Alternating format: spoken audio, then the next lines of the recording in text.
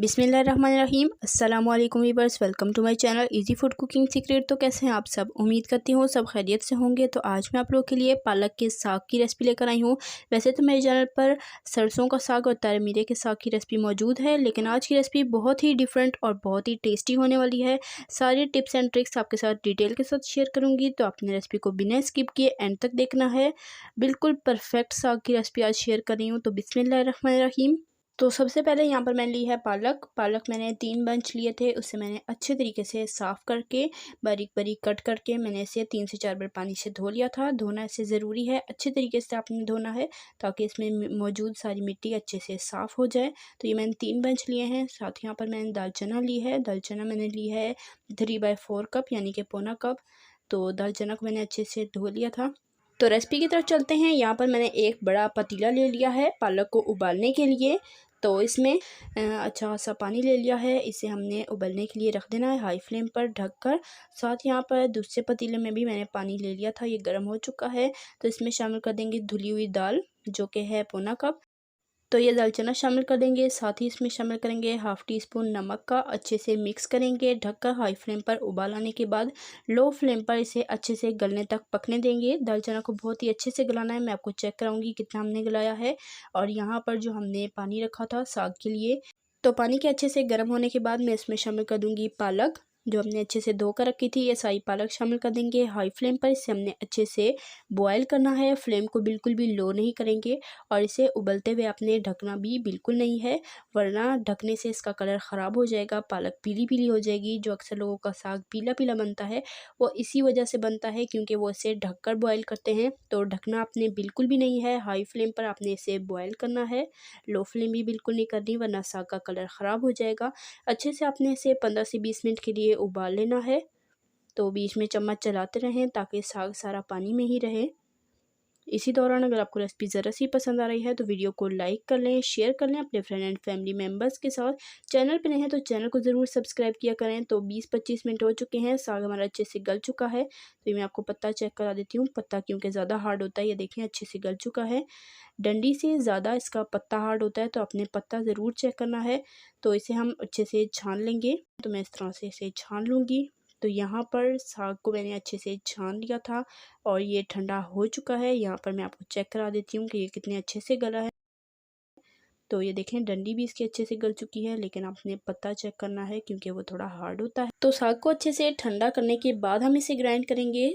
तो यहाँ पर एक ग्राइंडर जग ले लेंगे और इसमें ये पालक जो हमने उबाल के रखी है ये इसमें शामिल कर देंगे। तो ये काफ़ी ज़्यादा है, इसलिए 2 से 3 बैच में मैं इसे ग्राइंड करूँगी। पालक शामिल करेंगे, साथ ही इसमें 1/4 कप पानी शामिल करके इसे बिल्कुल स्मूथ ग्राइंड कर लेंगे। तो इसे बिल्कुल अच्छे से ग्राइंड करना है। पानी बहुत ज़्यादा आपने नहीं शामिल करना, इतना शामिल करना है कि ये इजीली ग्राइंड हो जाए। कंसिस्टेंसी आप देख सकते हैं, इस तरह की बिल्कुल परफेक्ट होनी चाहिए। सारे का सारा साग सेम तरीके से मैं ग्राइंड कर लूँगी, हल्के से पानी शामिल करते हुए। और कंसिस्टेंसी ये देखें बिल्कुल परफेक्ट है। और आप कलर भी देख सकते हैं, बिल्कुल ग्रीन है, क्योंकि उबालते हुए हमने इसे ना ही ढका था और ना ही फ्लेम को स्लो किया था।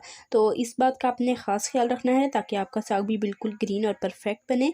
तो यहाँ पर अब दूसरा जो इंग्रेडिएंट है वो है दाल। तो दाल को मैंने अच्छे से बॉयल कर लिया था और इसे छान लिया है। और ये देख लें आप कितनी अच्छे से ये गल चुकी है।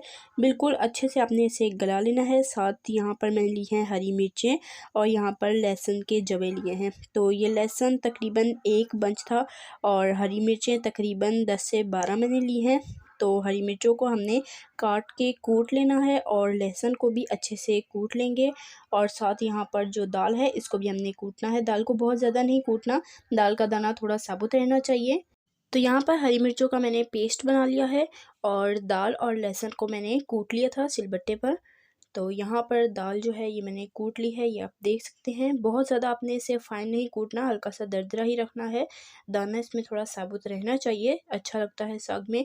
और यहाँ हरी मिर्चों का ये पेस्ट जो है ये भी रेडी हो चुका है, इसको भी आपने अच्छे से पीसना है।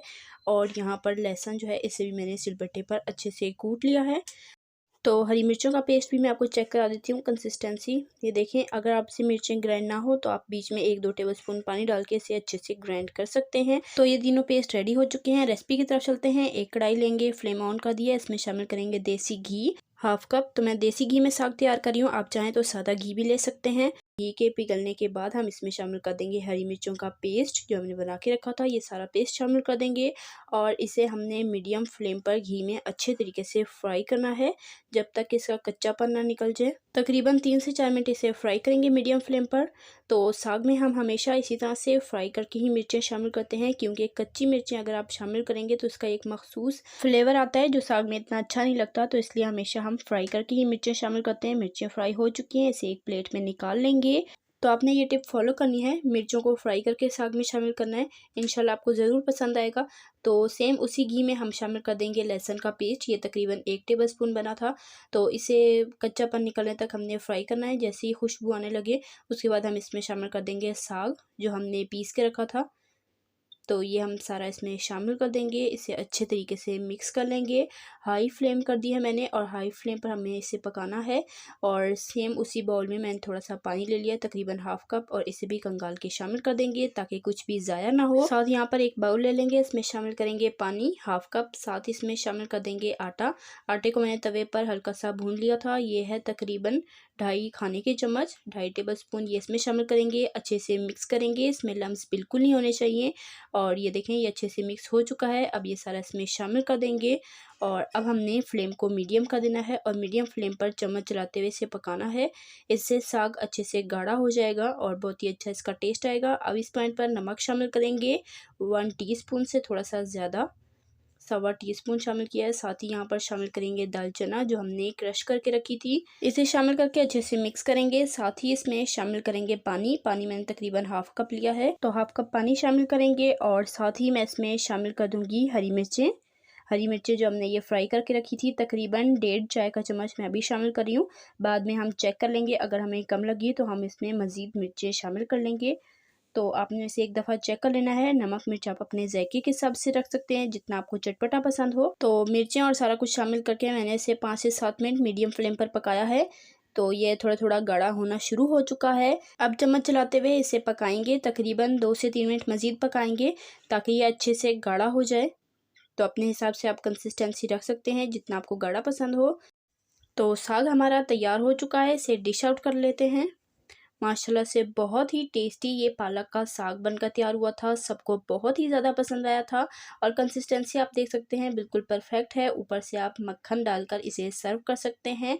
गर्मा गर्म साग को आप गर्मा गर्म रोटी चपाती के साथ इंजॉय कर सकते हैं। नाश्ते में ये बहुत ही ज़्यादा मज़ेदार लगता है, तो आपने इस रेसिपी को ट्राई ज़रूर करना है। आप ऊपर मक्खन डाल सकते हैं, दूध की उती हुई ताज़ा मलाई डाल सकते हैं, क्रीम डाल सकते हैं, देसी घी डाल सकते हैं, जो चीज़ आपको पसंद हो आप ऊपर से डालकर इसे गर्मा गर्म रोटी के साथ सर्व कर सकते हैं। उम्मीद करती हूँ कि आपको मेरी आज की ये पालक के साग की रेसिपी पसंद आई होगी। पसंद आई है तो वीडियो को लाइक करें, शेयर करें अपने फ्रेंड एंड फैमिली मेम्बर्स के साथ। चैनल पर रहें तो चैनल को ज़रूर सब्सक्राइब किया करें। इंशाल्लाह फिर मिलेंगे नेक्स्ट रेसिपी में, तब तक के लिए अल्लाह हाफिज़।